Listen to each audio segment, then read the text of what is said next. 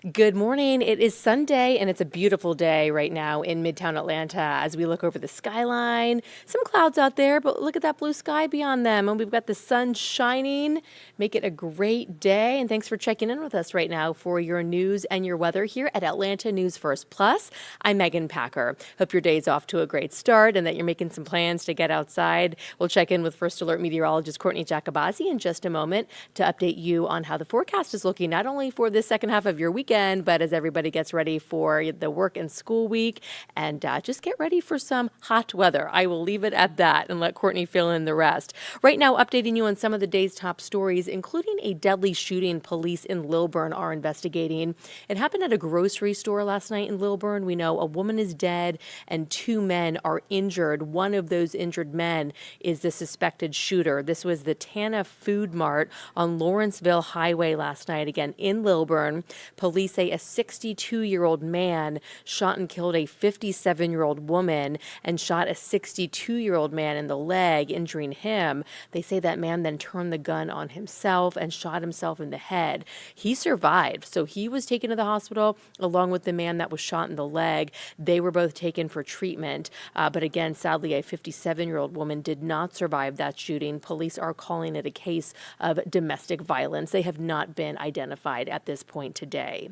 In Clayton County, a missing persons case has turned into what police are now calling a homicide investigation.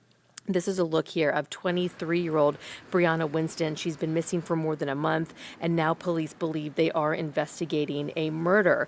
Now, it all started, family got suspicious when they went to her apartment and found that it had been cleaned out by her live-in boyfriend, Michael Edwards, and she also never showed up for work, which was a red flag. Now, Edwards, seen here, and his wife, seen here, Brianna Phillips Edwards, are now considered persons of interest in Brianna Wilson's disappearance, according to Clayton County Police, again named persons of interest. Her family are begging for answers. We had a crew in Clayton County with them yesterday. They are devastated. They just are hoping that the community will come forward with tips, and police are also wanting to hear from anybody that may have any information about anything surrounding the case, again, of missing 23-year-old Brianna Winston, now considered a homicide investigation. In Buckhead, right now, as we speak, there is a big celebration happening at the oldest church in Buckhead as they celebrate 155 years. New Hope AME Church has invited the community out this morning to its 10 o'clock service, followed by a brunch. This is some video from their celebrations in years past. They are located on Arden Road in Buckhead. Now, New Hope AME has a historic cemetery with more than 600 graves. They are working on a restoration project currently to uncover and maintain the slave graves. We have a crew out there right now at that celebration with them, so look for that report tonight as we hear from the members of that church. Again, New Hope AME in Buckhead. A bipartisan group of some Georgia members of Congress were in Marietta yesterday talking to young people who want to join the armed forces. U.S. Senators Raphael Warnock and John Ossoff, along with Representatives Hank Johnson and Rich McCormick, went to Dobbins Air Reserve Base for Georgia Service Academy Day. Their goal was to help high school students and their families learn about the congressional nomination process to get into U.S. service academies. So what a unique opportunity this was for the young people.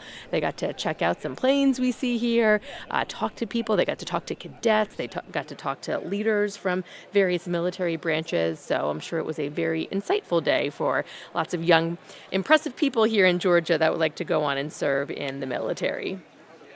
All right, here is your reminder that early voting starts tomorrow for the May primary, and you do not have to vote at your designated polling precinct. Just as a reminder, for early voting, you can go to any early voting location in your county. There are a bunch of them. You can look them up on the Secretary of State's website. That's also a great resource to look up your My Voter page as well. You can confirm your polling precinct for Election Day. It can also direct you to find the early voting locations in your county. Early voting, again, starts tomorrow. It will go until May 17th, and then the general primary election day is Tuesday, May 21st. All right, well, I'm Megan Packer. Thanks again for checking in with us here for Atlanta News First Plus. That was a look at your headlines, and now let's talk weather. I know that you might be making some outdoor plans to get out today. This is what it looks like in Midtown. Again, beautiful. First Alert meteorologist Courtney Jacobazzi is here now to tell us all about it. And cold weather is behind us, Courtney, yes. I think for a while, right? Right, absolutely. We are ending the month of April, heading into the month of May, and I hope you like the warm weather, guys, because it is going to be here to stay. We are finally seeing some sunshine. I know it was a little discouraging this morning. We had quite the cloudy start to the day, but as promised, if you were watching us this morning, I told you the sunshine was coming, and there it is over Midtown, and it's kicking off a beautiful Sunday. Hope your day is going well so far. I'm First Alert meteorologist Courtney Jacobazzi. Let's talk about that warm weather on the way. We have some near 90-degree days on the way this week. Also have a few storm chances upcoming, so we'll bring our dry stretch of days, even though it's a pretty small dry stretch of days. Our last rain chance was Friday, but our last rainfall was Friday. But we'll talk about everything you need to know for the upcoming work and school week. So let's get right on to it. Here's a look at that yard work forecast. I know this is something a lot of you have been doing because if you're anything like my neighborhood, all you're hearing are leaf blowers and lawnmowers going off. So today will be good. Tomorrow will be good. Tuesday we'll say fair because we will have the chance for a few spotty storms. And Wednesday looks great as well. Wednesday will be one of the hotter days, and it will be a little more muggy on Wednesday. So probably want to get that done today or tomorrow. I think those will be the best days. But at least we won't have rain if you're trying to get any of that yard work done. We have several events going on today. We have the Jonquil Festival in Smyrna. We have Taste of Marietta, of course, naturally in Marietta. We have an event in Roswell with chalk art, the Inman Park Festival, the Braves game. Cobb County's got a lot going on today. Anyway, it'll be a great afternoon for it. 11 o'clock, 70 degrees, partly to mostly sunny. Let me start that again. Mostly sunny to partly cloudy skies. And then as we head towards 2 o'clock, temperatures in the upper 70s. I think in downtown Atlanta we'll hit 81. In Marietta, I think specifically, we'll top out in the upper 70s today. But overall, really nice day. Here's a look at those high temperatures. Upper 70s to low 80s area wide. 83 for a high in Rome. 81 in Atlanta. 79 in Griffin. 77 in Blairsville. 78 in Gainesville. So maybe you want to go out on the lake today. I don't think it'd be a bad day for that. I think it'd be a great day for that. In fact, not too hot. Definitely not cool. It'll be just right to be out on Lake Lanier. 3-day forecast looks like this. Tomorrow, more sunshine from start to finish. So we started cloudy today. I think we'll see mostly sunny to partly cloudy skies as soon as that sun rises tomorrow, and we'll stay there all day, low 80s. And then Tuesday, that's our next chance for storms. Not a first alert weather day. I think the chance is super spotty. For the morning, it'd be for the extra early morning commuters from 5 a.m. and before. And then we could have a few spotty afternoon storms pop back up around 2 o'clock into the evening commute. But guys, we're heading into this time of year where that's going to happen all the time. So not going to have a huge impact on you. We're used to that here in North Georgia. But just know that our dry stretch of days comes to an end on Tuesday with that 40% chance of rain. Let's take you through First Alert Futurecast. So a very potent weather system still brewing out west. Continues a multi-day severe weather event from Texas all the way into really Illinois. And then a piece of energy will move off of that and impact Louisiana tomorrow. That'll bring the chance for severe storms across really the entirety of the state starting tomorrow morning into the afternoon. We'll be looking for a little piece of energy to come off that parent weather system Tuesday. That'll bring our morning chance for storms. Notice around 5 a.m., so early morning commute, possibly a few storms. And then as we head into the afternoon hours, here's 2:30. This is a new model run, by the way, so this is brand new data for you.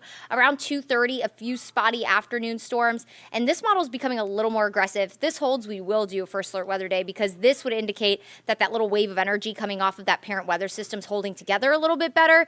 So we'll keep an eye on this for you. But nonetheless, afternoon showers and storms will be possible. Heavy downpours will be possible in these. We'll again have some moisture that it'll feel a little more muggy.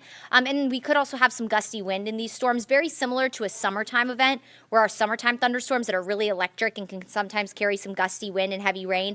That's what we'll be looking for Tuesday. No organized severe threat for Tuesday, so not really anticipating severe weather, but could have a few more potent storms, especially if they spark back up in the afternoon. Something we'll watch for you. Now, as we head into Friday and Saturday, that's our next rain chance. We'll have a cold front approaching, and along and ahead of that, we'll have the chance for a few storms. That will also drop our temperatures from the upper 80s to the low 80s for Saturday. Overall, this week could pick up about 0.3 of an inch to over an inch of rain. Some locally heavy amounts possible, especially with some of those heavier downpours. Sometimes we get those pulse storms in the afternoon.